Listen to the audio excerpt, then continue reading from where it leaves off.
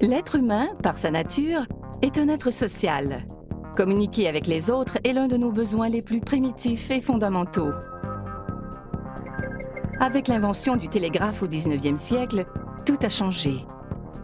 Et toutes les innovations qui ont suivi dans le domaine des communications avaient le même but, rapprocher les gens. Qui n'a pas déjà entendu parler de Facebook? On y enregistre notre vie, on y interagit avec les autres et sans la moindre hésitation, on y partage toutes les facettes de notre vie. Certains diront que c'est l'expression moderne de ce besoin de communication primitif. Je tweete, je diffuse, je blogue, donc je suis. Mais tout ce partage n'est pas sans risque. Vous en doutez? Même les plus grands le disent. I want everybody here to be careful about what you post on Facebook.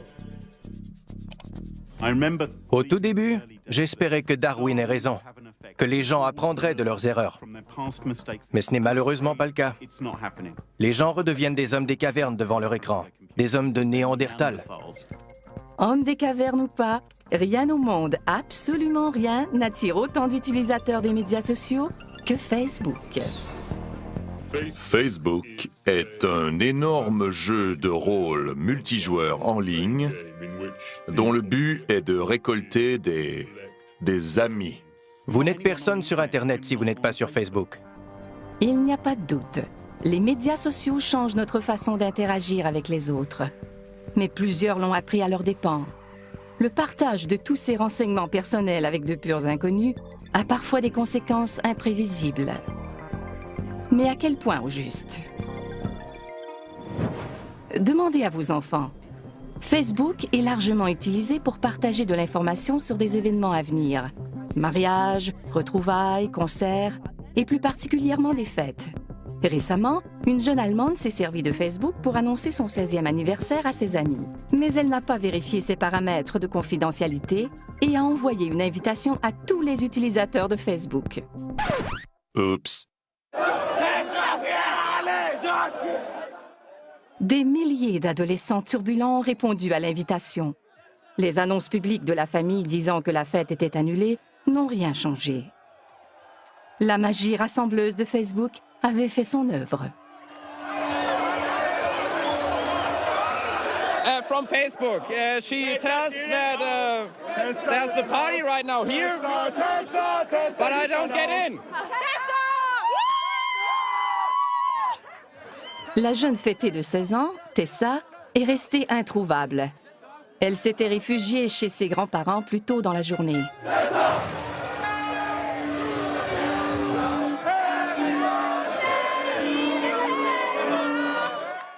Un clic inoffensif sur Facebook, un moment d'inattention à 16 ans et toute une vie de notoriété sur Facebook. Tessa a vite compris les conséquences d'une banale erreur sur Facebook. Mais ce n'est pas toujours le cas. D'autres n'en ont payé le prix que des années plus tard.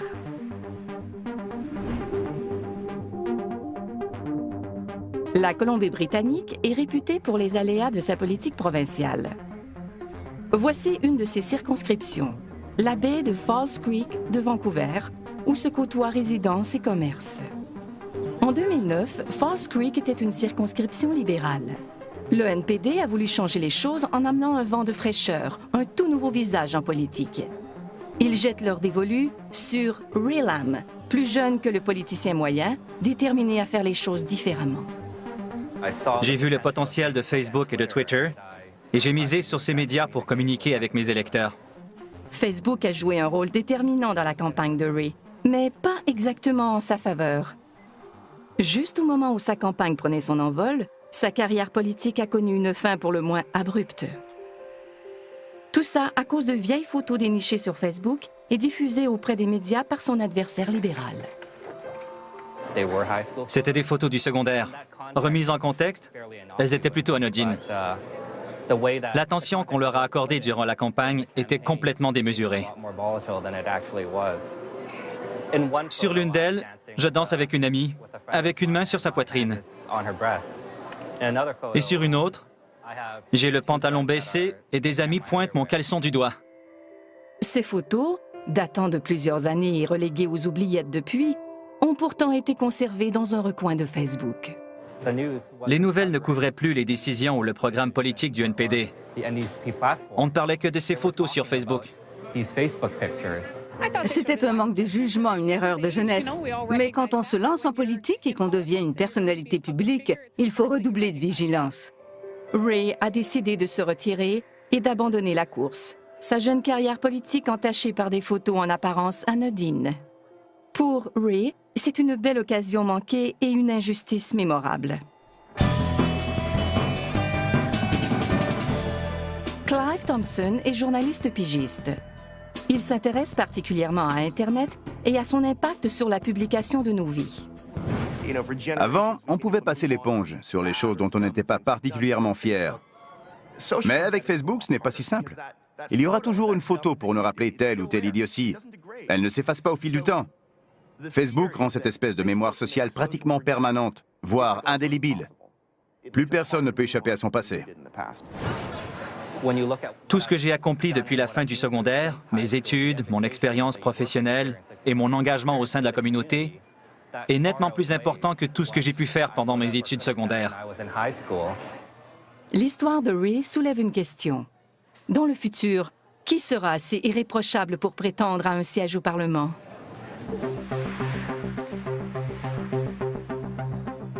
Chaque jour, des millions de photos et de microbillets potentiellement compromettants sont versés sur la toile, au vu et au su de tous. Prenez le mariage royal de Kate et William en avril 2011. La cérémonie d'entre toutes les cérémonies. Un moment prestigieux pour plusieurs régiments des forces armées britanniques, dont les très décorés Scots Guards. La sélection des gardes pour un événement de cette envergure est très exigeante. L'un d'entre eux, Cameron Riley, âgé de 18 ans, n'a pas été retenu. Tout ça à cause d'un commentaire publié sur sa page Facebook. Dans un spectaculaire manque de jugement qui a fait le tour du monde, Riley a traité la future mariée de « vache coincée ». Dans la foulée, il a ajouté que c'était une « traînée de la haute » et que personne n'en avait rien à foutre. Un écart de conduite qui a coûté à Riley sa présence au mariage royal. Cette histoire risque de le hanter pendant toute sa carrière militaire, ou du moins ce qui en reste.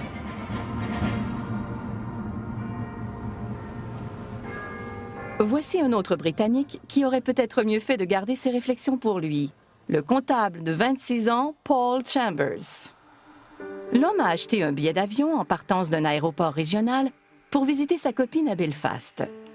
9 jours avant son départ, l'aéroport est paralysé par une tempête de neige. Chambers se permet alors d'envoyer une mise en garde amicale à l'aéroport dans un microbillet sur Twitter. Merde. L'aéroport Robin Hood est fermé. Vous avez 1 semaine pour rétablir la situation, sinon je fais sauter l'aéroport. Pas très futé, Monsieur Chambers. Le microbillet ayant été publié sur un réseau public, le personnel de l'aéroport a été alerté et ne l'a pas pris à la légère. Paul Chambers a été la première personne du Royaume-Uni accusée en vertu de la loi sur le terrorisme pour des menaces proférées sur Twitter. À cause de toute cette agitation, il a perdu son emploi comme directeur financier. Mais à quoi a-t-il pensé au juste? À en juger par ses actions, il y a de quoi se demander si ce type n'est pas complètement idiot. D'un autre côté, on vit à une époque où il faut apprendre à faire la distinction entre le monde réel, où seules les personnes dans la même pièce nous entendent, et le monde virtuel, où tout le monde entend ce qu'on dit. Apparemment, il n'a pas poussé la réflexion jusque-là. Au final, Paul Chambers a été condamné à une amende de 1 500 $ et a été banni de cet aéroport, à vie. Incorrigible, il réagit à sa condamnation dans un autre microbillet. Je remercie la couronne d'avoir tout fait pour ruiner la vie d'un citoyen ordinaire. J'adore la Grande-Bretagne. Et depuis quand devrait-on se méfier des lavoto-bénéfices?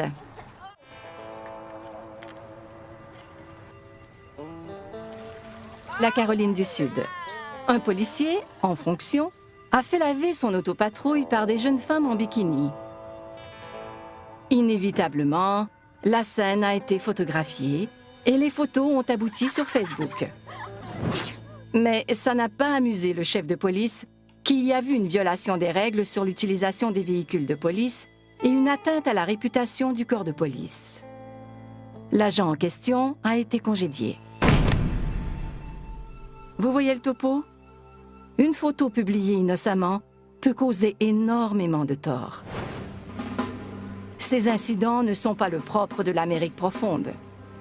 Ils touchent aussi la capitale nationale et des personnalités qui auraient tout intérêt à faire preuve de bon jugement dans leurs micro-billets. Mais il semble que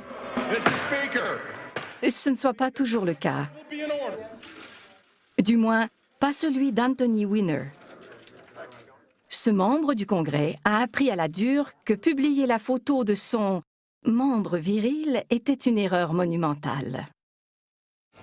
I'm deeply ashamed of my terrible judgment and actions. Évidemment, il a été forcé de démissionner. Tout le monde s'est demandé à quoi il avait bien pu penser. La vérité, c'est que les gens ne réfléchissent pas toujours avant de publier un micro-billet sur Twitter ou une photo sur Facebook. Mais le risque est bien réel. Car on ne sait jamais qui sont nos amis. Ce petit coin de campagne anglaise est le théâtre d'une lutte continue, une lutte mondiale pour la protection des renseignements personnels. Dans ces installations ultramodernes bâties sur mesure, une entreprise du nom de Sophos intercepte des virus informatiques de toutes sortes. Son travail consiste à protéger certaines des plus grosses sociétés du monde et d'importants services gouvernementaux contre les cyberattaques. Chaque jour, Sophos voit les conséquences de la divulgation insouciante de renseignements personnels sur la toile. Graham Cluley y travaille comme conseiller en chef principal en technologie. Une partie de son travail consiste à surveiller de près Facebook. La plupart des gens ne comprennent pas que Facebook n'est pas désintéressé. C'est une entreprise. Ce n'est même pas gratuit. Si vous pensez que vous ne payez pas, détrompez-vous. Vous payez avec vos données. Vous divulguez des renseignements personnels que Facebook revend à des tiers comme n'importe quelle marchandise. Vous êtes le produit en vente sur Facebook. Vous êtes le produit. Vous et votre date de naissance, ce que vous aimez ou non, votre adresse de courriel, vos préférences et vos passe-temps. Sophos soupçonne les utilisateurs en général de divulguer leurs renseignements personnels beaucoup trop facilement. Pour le prouver, l'entreprise a créé la page Facebook d'une grenouille en plastique et a invité 200 inconnus à devenir ses amis. Près de la moitié de l'échantillon a accepté et partagé sans hésiter ses renseignements personnels avec Freddy la grenouille. Leur nom, la liste de leurs amis, leur formation et ainsi de suite. Le problème global, c'est que les gens n'ont pas l'air de comprendre que les renseignements personnels ne sont pas personnels pour rien. Une fois qu'ils sont sur Internet, c'est impossible de les supprimer. Ils sont là à jamais. Un point, c'est tout. Ils ne vous appartiennent plus et d'autres peuvent se les approprier. C'est une pratique courante. Les pirates et les fraudeurs informatiques volent l'identité de personnes pour les arnaquer ensuite, et les médias sociaux n'y échappent pas.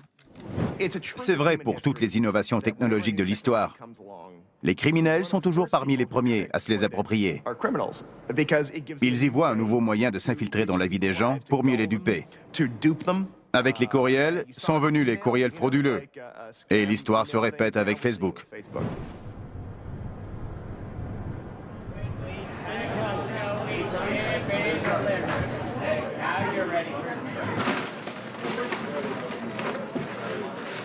Brian Rodberg en sait quelque chose.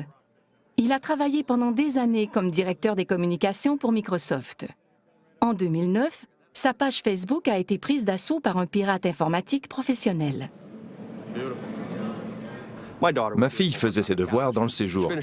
Puis, elle a vu en consultant sa page Facebook que mon profil avait été actualisé et indiquait « Brian Rodberg a un urgent besoin d'aide ».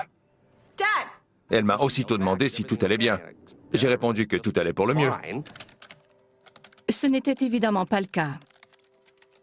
Le pirate a pris soin de communiquer avec tous les amis Facebook de Brian Rodberg pour leur faire croire qu'il était dans le pétrin que j'avais été braqué à Londres, que j'étais là-bas avec Sharon et les enfants. Ils connaissaient le nom de ma femme, car elle était parmi mes amis Facebook. Ils ont vu mes photos. J'étais désemparé, car je savais que celui qui avait pris le contrôle de ma page communiquerait avec tous mes amis.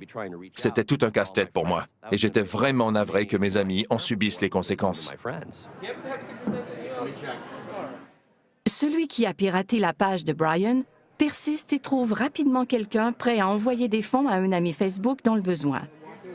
Benny, un ami de longue date de Brian, répond à l'appel. Au final, il a envoyé 1 200 $ en 2 versements par la Western Union. Quelqu'un a ensuite récupéré l'argent à une succursale Western Union du Royaume-Uni en se faisant passer pour moi. Ces fraudes de type « cri du cœur » remontent au règne d'Élisabeth Ier il y a des siècles. À l'époque, la victime se laissait persuader d'avancer une somme d'argent pour faire libérer une belle princesse espagnole qu'il épouserait en guise de récompense. La technique, dite de la prisonnière espagnole, continue d'être utilisée 400 ans plus tard par les descendants de ces escrocs qui sévissent sur Facebook. Facebook est le terreau le plus fertile de cybercriminels sur tout l'Internet. Il y a plus de crimes, de pourriels et de logiciels malveillants sur Facebook que n'importe où ailleurs. Facebook est le site idéal pour percer dans le monde de la cybercriminalité.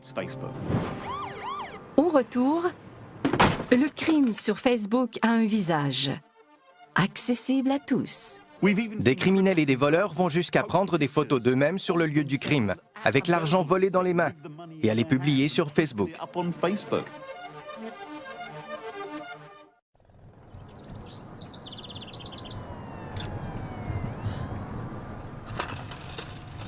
Nous sommes dans un quartier résidentiel paisible de Washington, D.C. Voici le rédacteur en chef, Mark Fisher, et son fils Aaron, tous deux utilisateurs de Facebook, des amis Facebook même. Récemment, dans l'intimité de leur maison, ils ont vécu une expérience on ne peut plus étrange jusque sur Facebook.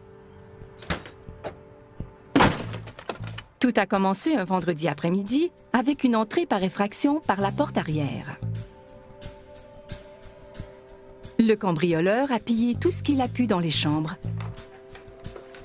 y compris de l'argent et l'ordinateur portable d'Aaron. Il est même allé jusqu'à voler un nouveau manteau d'hiver tout juste arrivé de chez Macy's. Le voleur était parti depuis longtemps quand Aaron est rentré de l'école. Il a constaté le vol et a communiqué avec ses parents. On a reçu un courriel dont l'objet était « à l'aide ». Les Fisher appellent immédiatement la police et arrivent à la maison tout juste avant les policiers. Ils nous ont expulsés de la maison en quelques secondes pour la fouiller et s'assurer qu'il n'y avait personne à l'intérieur. Un vol en apparence anodin qui prend soudainement une étrange tournure.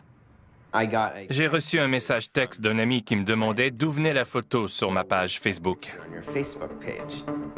J'ai couru jusqu'à l'ordinateur de bureau de mon père, qui était toujours là, et je suis allé sur Facebook pour savoir de quoi il parlait. C'est là que j'ai vu la photo. Avant même de quitter la maison avec le portable d'Aaron, le cambrioleur s'est photographié avec la caméra de l'ordinateur et l'a publié sur la page Facebook d'Aaron au vu et au su de tous. Tout s'expliquait. J'ai fait monter un des policiers dans mon bureau. Je lui ai montré la photo et je lui ai dit que c'était notre homme. Il portait un manteau ample et il souriait bêtement en tenant l'argent dans une main et en le pointant de l'autre. Le policier n'arrivait pas à croire à quel point ce type était stupide, car il ne s'est pas contenté de prendre le contrôle de la page d'Aaron. Après avoir mis fin à sa session, il a accédé à son propre compte Facebook depuis le même ordinateur volé. La police a pu retrouver le malfaiteur par l'entremise de son compte Facebook et porter des accusations contre lui. Rodney King, 19 ans, a plaidé coupable et a été condamné à une peine d'emprisonnement. On ignore s'il continue de mettre à jour sa page Facebook. Le problème, c'est que les gens ne cherchent pas à savoir si ce qu'ils font aujourd'hui est idiot ou risque de les faire passer pour des idiots dans un an. Et c'est particulièrement vrai chez les jeunes. dont la personnalité change très rapidement. La personne qu'on était à 19 ans peut être complètement différente de celle qu'on est devenue 2 ans plus tard. Le problème avec Facebook, c'est qu'on publie une photo qu'on trouve très drôle sur le coup. Mais 2 ans plus tard, tandis qu'on se cherche un emploi, un employeur potentiel peut la voir en se renseignant sur nous. Cette photo idiote est encore là, et elle est toujours aussi idiote 4 ans plus tard.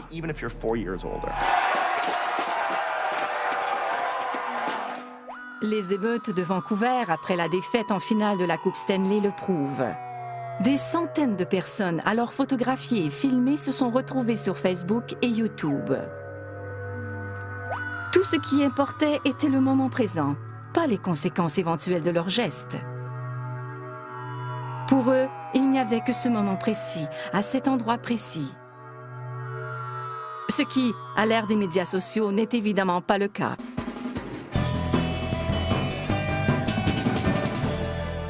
Mark Federman est éducateur et spécialiste des rapports interpersonnels à l'ère des médias sociaux. Le monde d'aujourd'hui est complètement différent de celui dans lequel beaucoup d'entre nous ont grandi. Notre expérience du monde est très étrange. Les gens posent des gestes qui nous paraissent complètement absurdes. Les anciennes règles ne s'appliquent plus. Et cette situation peut porter à confusion pour certains, car on vit à une époque en pleine transformation, du jamais vu depuis le milieu du XVIe siècle.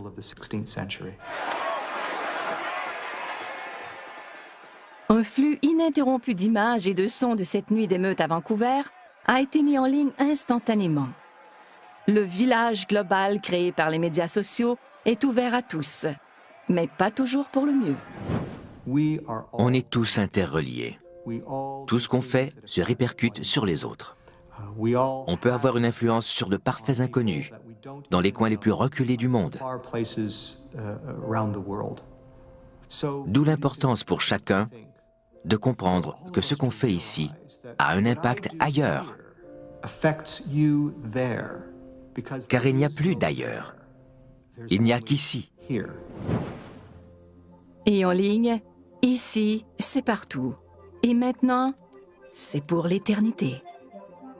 Au lendemain des émeutes de Vancouver, une nouvelle page Facebook a été créée dans le but d'identifier les casseurs sur les photos disponibles, de mettre un nom sur ces visages pour les humilier publiquement dans une sorte de lynchage en ligne.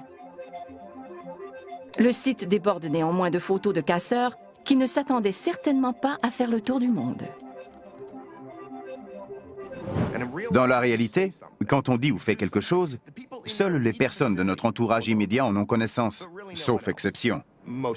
Sur Facebook, toutes les personnes qui ont accès à votre profil savent ce que vous avez dit ou fait, y compris les personnes que vous avez oubliées, dont vous avez accepté la demande d'amitié il y a 1 an ou 2.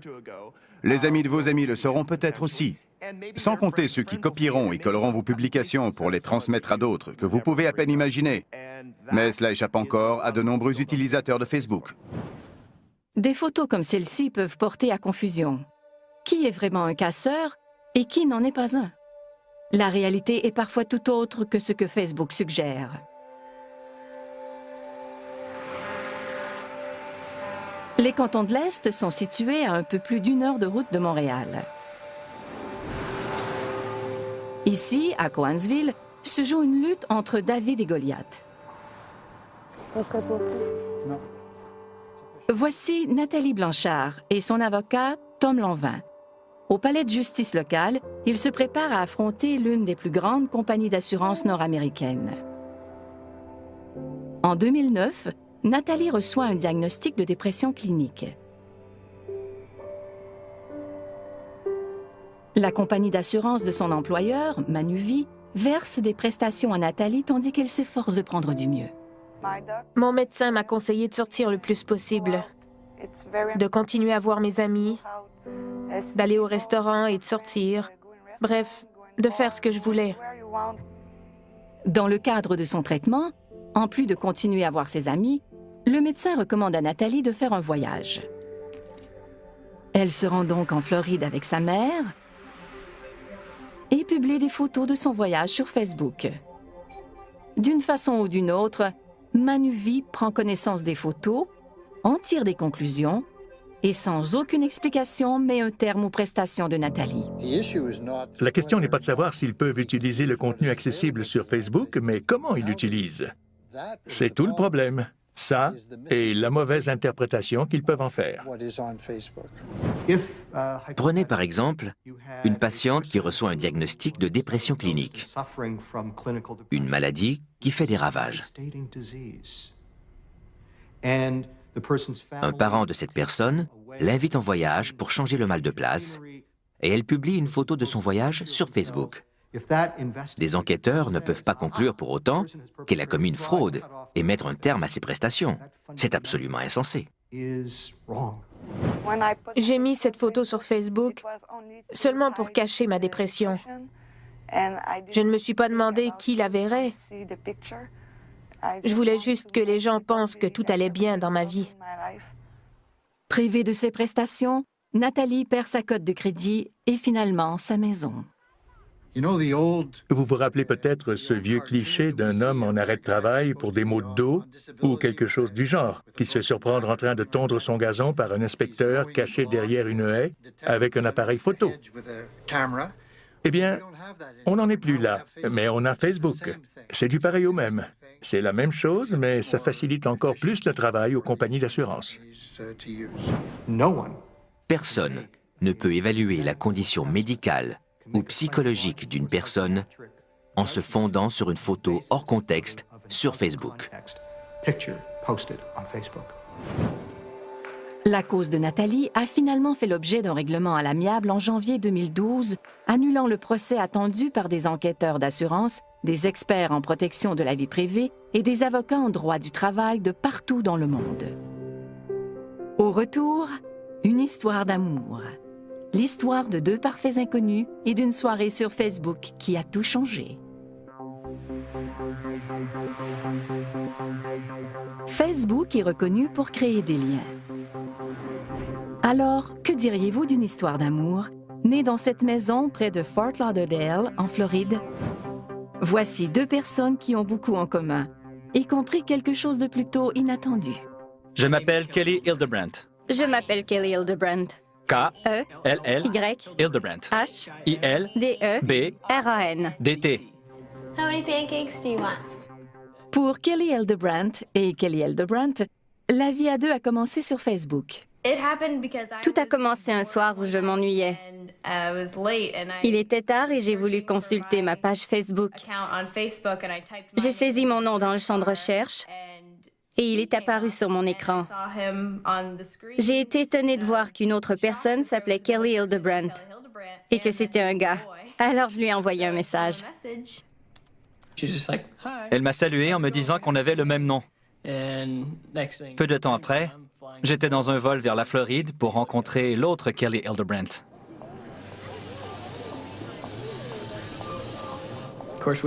On a découvert qu'on avait beaucoup plus en commun que notre nom.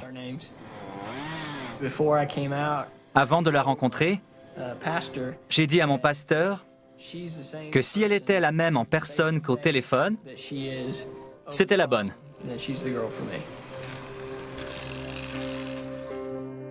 Il s'est avéré que Kelly était faite pour Kelly. Après s'être assuré qu'ils n'étaient directement liés d'aucune façon, ils se sont mariés dans la fièvre Facebook. Les chances sont d'une sur 1 million de millions. Que quelqu'un ait exactement le même nom, qu'on se rencontre à 2500 km de distance et qu'on s'entende à merveille, c'est absolument incroyable. L'histoire de Kelly et Kelly et la chance inouïe qu'ils ont eue de se rencontrer ont fait le tour du monde. Elle a même donné de la matière aux émissions de fin de soirée. On sait qu'on est célèbre quand Conan O'Brien fait une blague à propos de nous. Il a raconté notre histoire. Il a parlé de nous. Après le mariage de Kelly Hildebrandt et Kelly Hildebrandt, une centaine d'hommes ont changé de nom pour Megan Fox. Oui, sur Facebook. C'est dans la nature humaine de vouloir créer des liens. On dit parfois qu'un inconnu est un ami qu'on n'a pas encore rencontré. Dans un monde où il n'y a plus de barrières, c'est une formidable pensée à retenir. Sans Facebook, je n'aurais jamais rencontré Kelly. Je peux dire que Facebook a littéralement changé ma vie.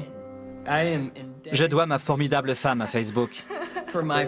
Si ce n'était pas de Facebook, je n'aurais jamais rencontré l'autre Kelly Hildebrandt.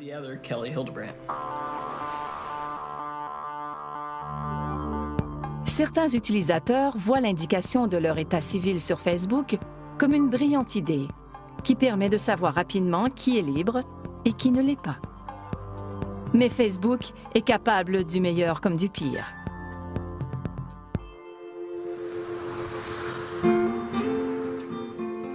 Lowell, au Massachusetts, est le berceau de la révolution industrielle aux États-Unis. Jadis, les usines de textiles y fleurissaient pour traiter le coton venu du Sud. Ces usines sont aujourd'hui fermées et Lowell tente de se redéfinir depuis quelques années. C'est également le cas de Ken Savage, dont la vie a pris un tournant grâce à Facebook. Mon ex-femme se servait de Facebook pour communiquer avec ses amis.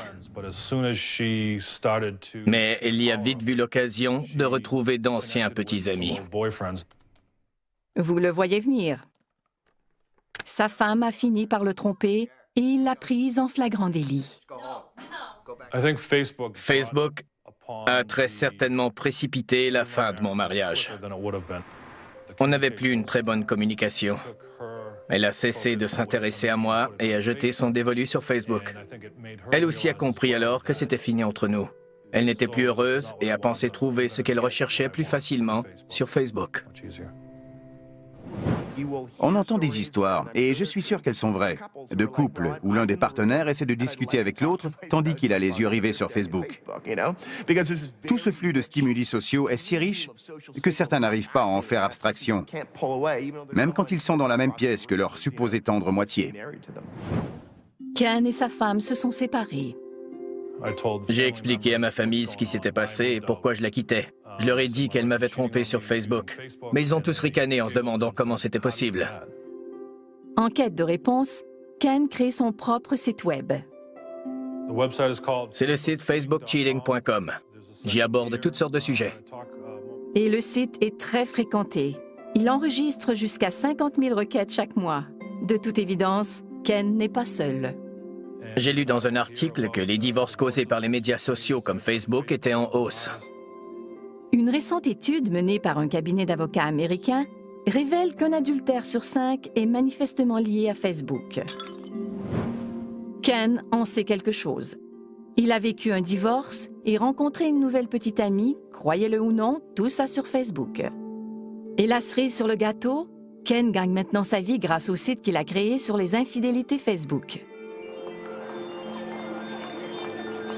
Malgré tout le remue-ménage causé par Facebook, dur de croire que la vie de famille de certains n'a pas été changée en mieux. C'est évidemment le cas. Avec plus de 750 millions d'utilisateurs dans le monde, Facebook a également permis d'étonnantes reconstitutions de familles.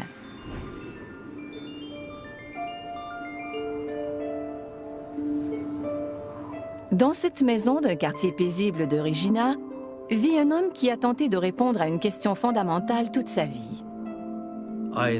Je n'ai jamais eu le bras de mon père autour des épaules. Je n'ai jamais connu mon père. Voici Jim Toth, éducateur, artiste, grand voyageur et ancien magicien.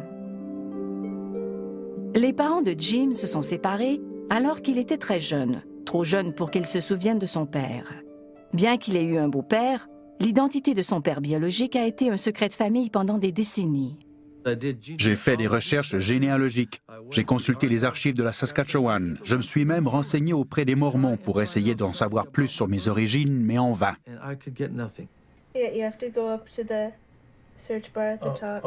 Tout a changé le jour où sa petite fille, Janelle, l'a initiée à un nouveau monde sur son ordinateur.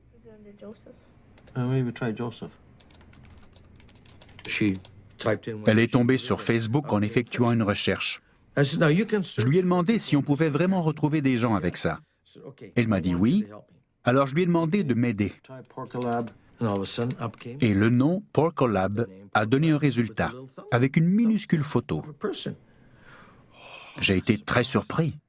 Je ne m'attendais pas à ça. C'est la première fois que j'avais une réponse positive. J'avais la photo sous les yeux. J'ai découvert que c'était mon demi-neveu. Et c'est ainsi que j'ai retrouvé mon demi-frère, d'un seul clic. Plus d'un demi-siècle de recherche résolue en quelques minutes sur Facebook. Bonjour Jim. J'ignore par où commencer, mais ton père était mon grand-père. À ce moment précis, j'ai établi la connexion que j'attendais depuis 50 ans. Et mon père était son grand-père. J'avais réussi, après 50 ans de recherche. Et c'est grâce à Facebook que j'ai établi cette connexion. Ce genre de retrouvailles, qui n'auraient sans doute jamais pu avoir lieu dans le passé, se produisent au quotidien de nos jours. C'est le beau côté de la médaille. C'est pourquoi les utilisateurs, malgré leurs mauvaises expériences, retournent sur Facebook, parce que la magie de Facebook continue d'opérer. Jim a rencontré les membres de sa famille cet été-là. Ce qui était perdu a été retrouvé, grâce à Facebook. Au retour, Facebook pourrait-il faire des pierres tombales et des cimetières des reliques du passé?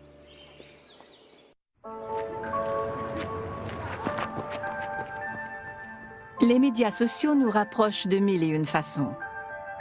Les nouvelles générations d'internautes ne peuvent imaginer la vie sans messages textes, microbillets et pages Facebook. Et pour leurs prédécesseurs, Facebook soulève d'intéressantes questions sur ce qu'on laisse derrière nous. Nous sommes à Abney Park, un immense cimetière victorien de Londres. Des milliers de personnes sont enterrées ici, mais on ignore tout de ce qu'elles étaient dans la vie, de leur apparence, de leurs amis, de leurs amours. Elaine Casket est psychologue à l'Université de Londres. Elle a mené une étude sur notre façon de porter le deuil de nos proches. Les énormes cimetières de la période victorienne reflétaient la société de l'époque. Pas seulement les besoins de cette société qui devait enterrer ses morts quelque part, mais aussi ses goûts. Que nous révèlent les inscriptions sur le granit ou la pierre froide? Que nous disent-elles sur le défunt? Rien. Contrairement à votre profil Facebook. La façon dont les gens rendent hommage aux morts reflète leur façon de vivre. On vit à l'ère des réseaux sociaux.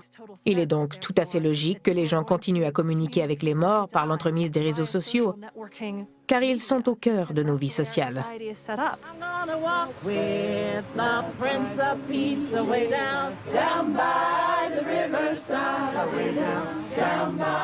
La famille et les amis de Wilma Jones sont réunis pour lui rendre un dernier hommage. She is going to be sadly missed by us all because she was loved by us all. Wilma était une utilisatrice de Facebook. Après sa mort en 2010, sa page est restée active et ses amis ont continué à y publier des messages.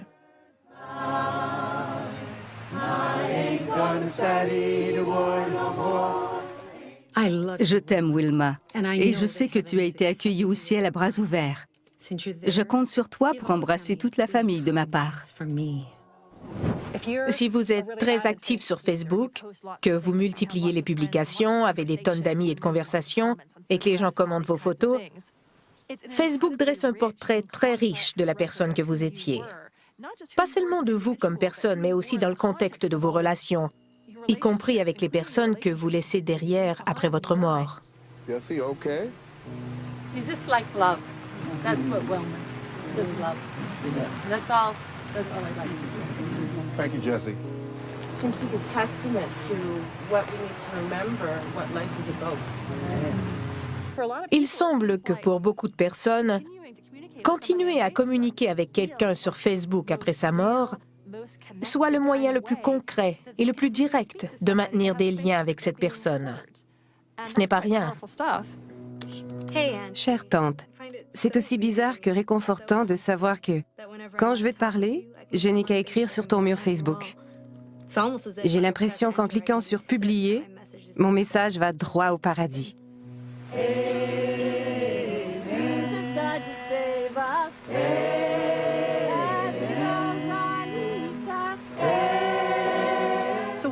On commence à se demander si, dans le futur, Il y aura encore de la place pour des stèles funéraires, comme celle qui m'entoure aujourd'hui.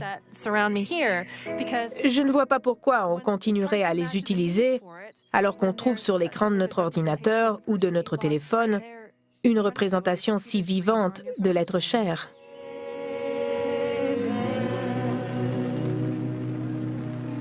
Thank you, everybody.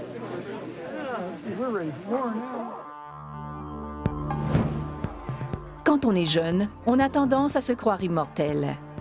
Qu'importe si on publie d'innocentes photos au vu et au su de tous. On ne fait que s'amuser, s'exprimer. Il n'y a pas de mal. Hélas, pas pour Ray Lam, ni pour Nathalie Blanchard, Paul Chambers, Cameron Riley, Anthony Weiner et les milliers d'émeutiers de Vancouver. La liste continue de s'allonger partout dans le monde, alors que des gens perdent chaque jour leur réputation à cause des médias sociaux. Si vous n'êtes pas prêt à descendre sur la place publique avec un porte-voix pour raconter haut et fort votre vie privée, ne la publiez pas sur Internet. Si vous ne voulez pas l'étaler en public, n'en parlez pas sur Internet. Vous faites confiance à une société pour garder vos renseignements personnels secrets, mais ce n'est pas exactement dans sa philosophie d'entreprise. Et quelle que soit la philosophie de Facebook, ça fonctionne. Il ne tient qu'à nous de nous y adapter. Exister en ligne, partiellement en ligne et partiellement hors ligne, créera toujours des tensions entre les deux mondes. Mais d'autres sites surpasseront un jour Facebook. La prochaine génération de médias sociaux nous envahira avant même qu'on le sache. Et un jour, Facebook et Twitter nous paraîtront aussi désuets que le télégraphe. Facebook et Twitter ne sont pas les moteurs des changements sociaux, mais ils agissent comme courroies de transmission. Ils accélèrent les changements qui se dessinent aujourd'hui, mais qui pourraient prendre 150 ans à se réaliser pleinement. Et au bout de l'aventure, le monde sera complètement métamorphosé.